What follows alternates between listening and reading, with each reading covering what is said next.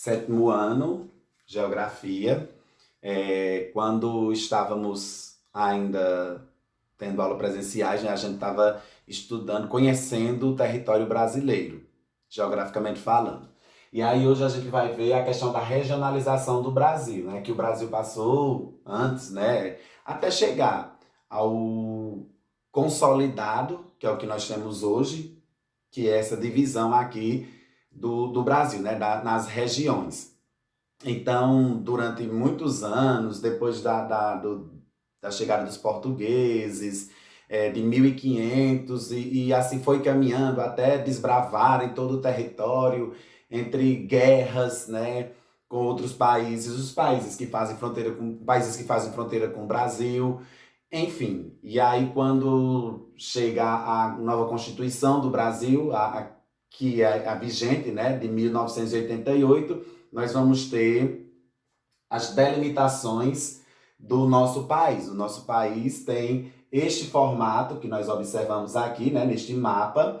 E aqui, nessas cores, nessas escalas de cores aqui, nós vamos entender a regionalização, como é que ele está subdividido, digamos assim. Embora seja um só país, né, estejamos todos conectados no mesmo país, com um presidente, uma presidência, um parlamento, mas tem suas diferenciações em cada região. E isso se leva, né, a fatores geográficos. Então, no livro de vocês, aí já iniciando na página 30, né, tem um conceito dessa questão da regionalização. Então, regionalização é a divisão de um território em partes ou em unidades territoriais com base em certos critérios ou princípios de ordem natural ou física, formas de relevos, tipos de clima, de formações vegetais e etc. Então, são essas as características que vão levar às divisões, né? As subdivisões dentro do país, que eu quero dizer. As divisões por regiões. Então, são fatores climáticos, são fatores vegetativos, são fatores que eu posso dizer também de relevo. Enfim, tudo isso é dado por uma questão geográfica, né? O que a gente vai encontrar de diferente em cada localidade, semelhança, porque no caso o Brasil, formado por 26 estados mais o Distrito Federal, no caso somando com o Distrito Federal, né, dá 27, então são 26 estados mais o Distrito Federal, que é onde está, né, Brasília, a capital do Brasil, que saiu do Rio, né, e foi para o interior do país, a capital. E mediante a isso a gente vai encontrar as diferenciações, né, as particularidades que cada região tem e que ao mesmo tempo em cada estado assemelham e por isso ficam agrupados nessa questão da regionalização. É isso que a gente tem que entender. Então, nós temos aqui, o Brasil está dividido dessa forma: região norte, que corresponde a essa parte verde, acredito que dá para ver aí, também no livro de vocês tem, na página 30. Região norte, região nordeste, região centro-oeste, região sudeste e região sul. Então, assim estão agrupados os estados brasileiros. Então, a capital do Brasil, aqui, o estado de Goiás, né, está localizado na região centro-oeste. E nós, pernambucanos, estamos localizados aqui, na região nordeste. Então, a nossa região é a região nordeste e também a região que tem mais estado. Não é a maior região, mas é a região que tem mais estado. São 9 estados que a gente pode encontrar aqui na região nordeste. Então, 9 aqui na região nordeste, 7 na região norte. Na região centro-oeste são 3 mais o Distrito Federal. Na região sudeste nós temos 4 estados e na região sul nós temos 3 estados. Então, assim está organizado regionalmente o Brasil. Então, São Paulo, que é o estado mais populoso do Brasil e da América Latina, está localizado onde? Na região sudeste, que aqui é o estado de São Paulo. Aqui é o estado de Minas Gerais, onde nasce o Rio São Francisco, né? Nós vivemos aqui, né? Nós somos abastecidos pelo Rio São Francisco. Então é lá onde nasce o Rio São Francisco, atravessando a Bahia, né? Até chegar em nós aqui, pernambucanos. Então assim está organizado o Brasil. Esses territórios aqui, né? Que não aparecem cores, que está na cor cinza, digamos assim, aqui são outros países. São os países que fazem fronteira com o Brasil, né? São os países que fazem fronteira com o Brasil. E aqui é o Brasil. E aí, diante disso, da questão da regionalização, que essa é a regionalização oficial do Brasil, nós temos também a regionalização não oficial.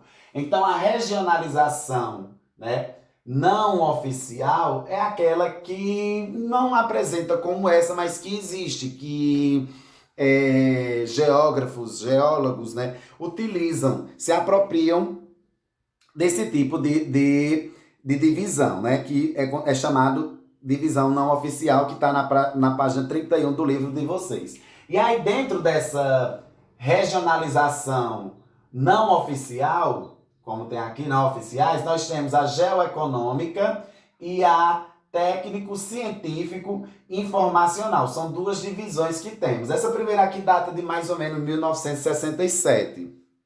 Essa daí, vocês têm até o mapa no livro de vocês, na página 31. Nós temos 3 regiões nessa não oficial, que é a região amazônica, que é a Nordeste e a Centro-Sul, não é? Então, se a gente for observar no mapa, aqui pertinho dá para ver, no livro de vocês, vocês vão perceber que esta região, essa regionalização que eu quero dizer aqui, não oficial, é diferente dessa que é a oficial.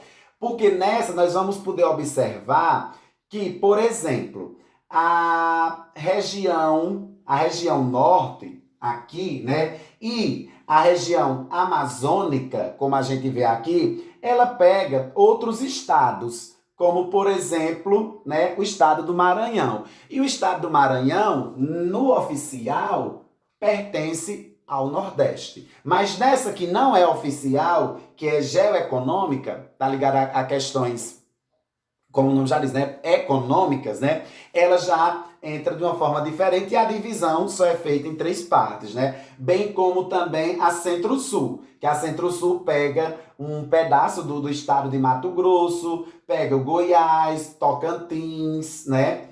Mato Grosso do Sul. Então, essa divisão aqui, ela é chamada de divisão não oficial. Essa é oficial, essa é não oficial, e chamamos de geoeconômica, que só são 3. E a outra é técnico-científico informacional, que vai estar logo embaixo do livro de vocês, na página 31. Aí essas já são 4, que são região amazônica, região nordeste, região centro-oeste e região concentrada. Então são 4, e aqui a gente pode observar também que a estruturação dela, né, claro que não vai se comparar à oficial, ela é diferente. Por quê? Porque ela está ligada a esse fator aqui, técnico, científico, informacional, que vocês têm também aqui na página 31. Então, nós temos a regionalização oficial do Brasil e regionalização não oficiais, né, que são fatores ligado a questões econômicas. Essa daqui a gente está ligado mais a questões geográficas mesmo do país. Como, por exemplo, se tem pelo clima, como eu falei, relevos, biomas também. Tem esses fatores, né? Que leva mais a tornar essa oficial. Já essa outra aqui é relacionada à questão econômica ou também questões técnico-científica informacional. Pronto. Então, essas aí são as divisões que nós encontramos do nosso país. A oficial e a não oficiais. No caso, são 2, né? As não oficiais. Oficiais, 1. Que esse assunto está na página 30 e 31 do livro. Depois, na página 32 do livro, nós vamos entrar nesse assunto. Os domínios morfoclimáticos, né? Então, o que é isso? Essa questão do domínio morfoclimáticos. Essa questão do domínio morfoclimáticos, do grego, né, vem forma, relativo, a relevo e clima. A estruturação de um dado território também é, como eu já disse em outros momentos, vai se dar mediante ao clima. O clima vai determinar a vegetação. Então, no caso, o clima vai determinar a fauna e flora de um determinado local, o habitat de animais e de vegetais. Então, essa questão morfoclimáticas é onde a gente tem que observar as características que a gente encontra naturais no nosso país. Então, o Brasil é um país muito, muito, muito rico, riquíssimo, né? Em vários pontos, naturalmente falando. Apesar do que ele tem sofrido durante esses 500 anos de conquista europeia, digamos assim, né? Que eles invadiram o território. Mas é um país bastante rico e também bem diversificado quando a gente vai para os biomas, né? No nosso país. Como, por exemplo, a Caatinga, que é o bioma do sertão nordestino. Só existe Caatinga aqui. Nenhum outro local do globo terrestre vai existir Caatinga, a não ser aqui no sertão, né? Então, essa questão do clima, né? Essa questão, como eu falo, morfoclimático, vai determinar essas características vegetativas, né? No caso, fauna e flora do nosso, do nosso do nosso país. E que até depois a gente vai ver mais sobre isso, como a questão dos biomas. Aí vem os domínios morfoclimáticos do Brasil, eles são classificados na página 32 vocês têm, que é o domínios florestados, o domínio da formação vegetais naturais herbáceas e arbustivas e faixas de transição. Então, esses são os domínios morfoclimáticos que a gente encontra no Brasil.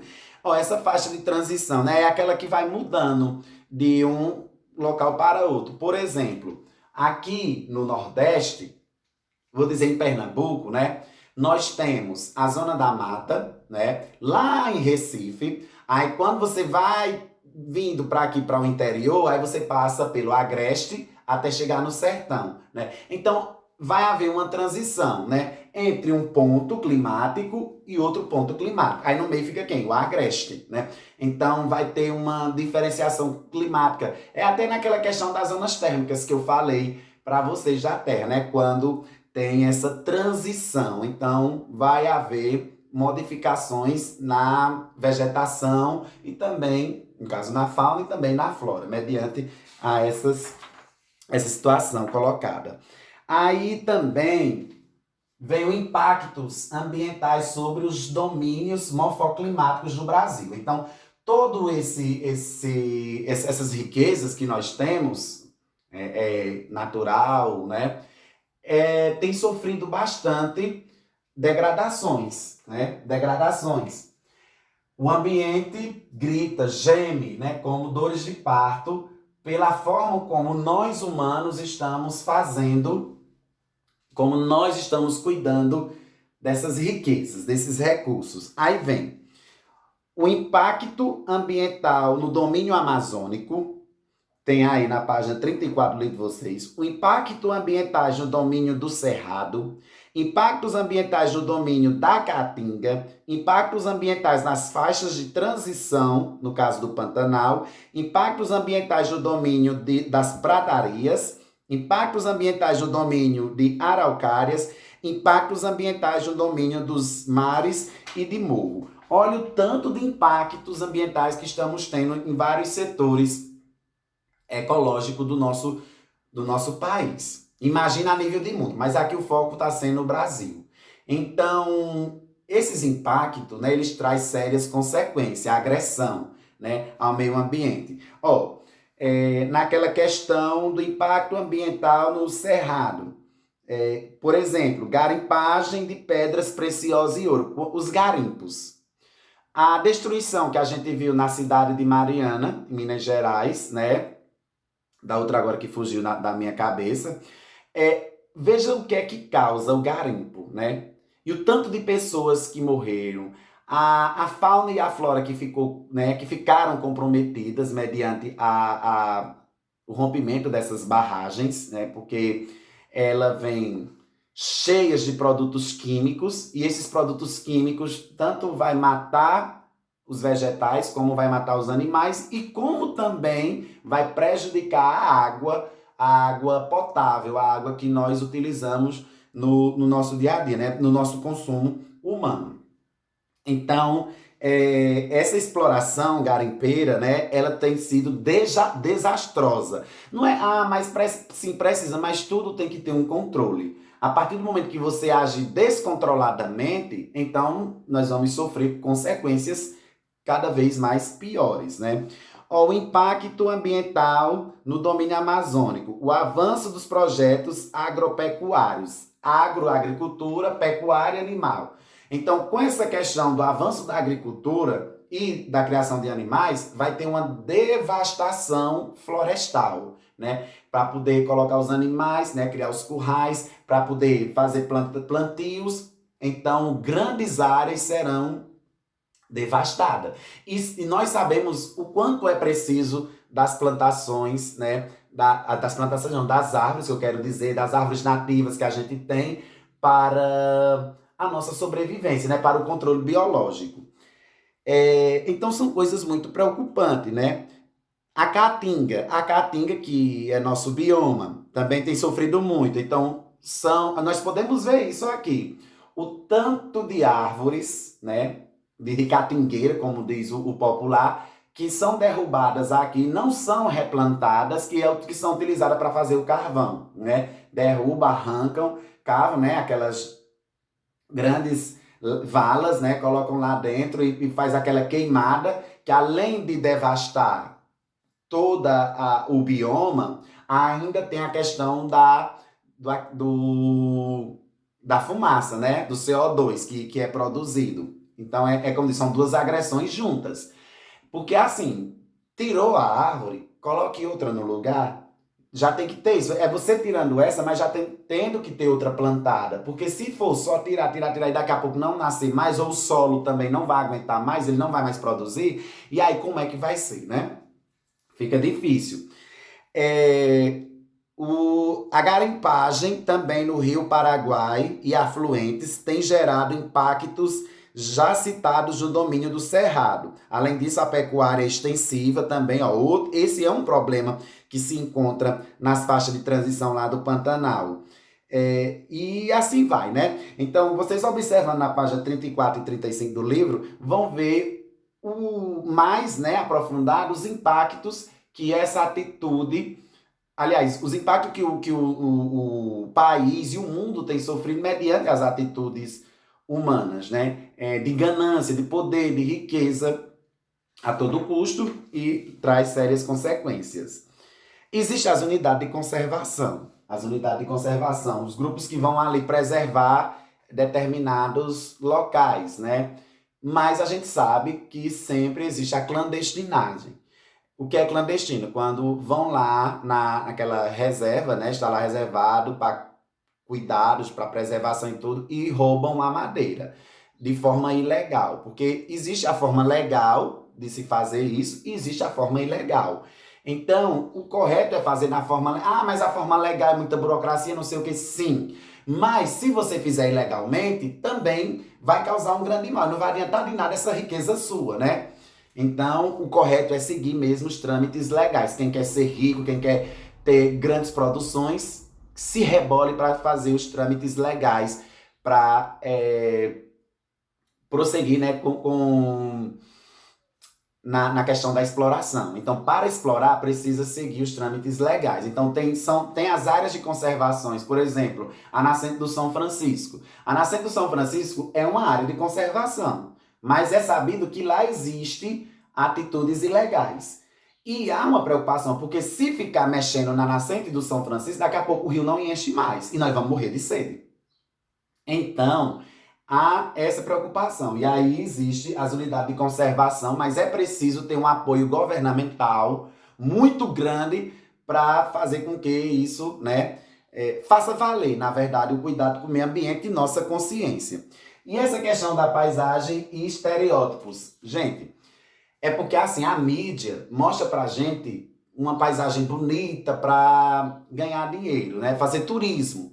Mas nós temos que estar ligado que muitas coisas são ficção. Ficção, só para a questão do sensacionalismo, né? De um lado existe uma mídia cruel, que mostra mesmo a devastação, mas de outro tem outra mídia que fica tentando, não é assim não, fica tentando iludir a gente. Só que nós estamos vendo com os nossos próprios olhos quando estamos residindo aqui. A devastação, tanto de roça, aqui no interior mesmo, onde nós estamos vivendo, no interior da cidade, Salgueiro, Cabrobó, Terra Nova, que são as cidades próximas aqui. E a gente vê a devastação, né? O tanto de caatinga que tá aí, né? O tanto de roça que foi que derrubaram, fizeram várias derrubadas de árvores, não replantaram, né? Então é uma desertificação isso. E é preocupante. E aí mostra, às vezes, um pedaço bonitinho, mas deixa que o todo, né, está totalmente devastado. Então, essas paisagens, quando é passada para a gente tem que ir atrás da real mesmo, né? E vendo o sofrimento que o nosso meio ambiente está passando, nós temos que nos atentar. Por quê? Porque quem vai sofrer as consequências depois somos nós. Aliás, nós já estamos sofrendo. E a tendência é ficar pior. Então, nós moramos num país muito rico, mas são riquezas que, se a gente não cuidar, vão desaparecer.